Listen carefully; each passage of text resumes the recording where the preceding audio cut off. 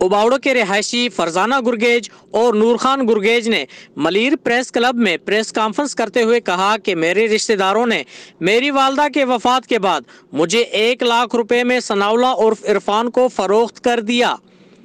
मैंने रात के वक्त घर से निकलकर कराची पहुंचकर नूर खान से मलीर की अदालत में निकाह किया है।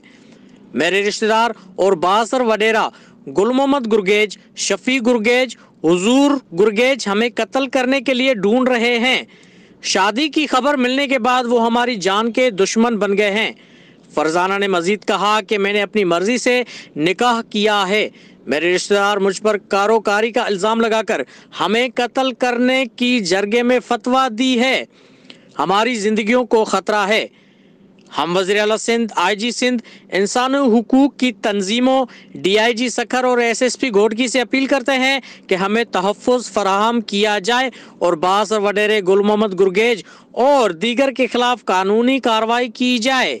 कैमरामैन मुमताज चांडियो के साथ राजा बलोच, कराची।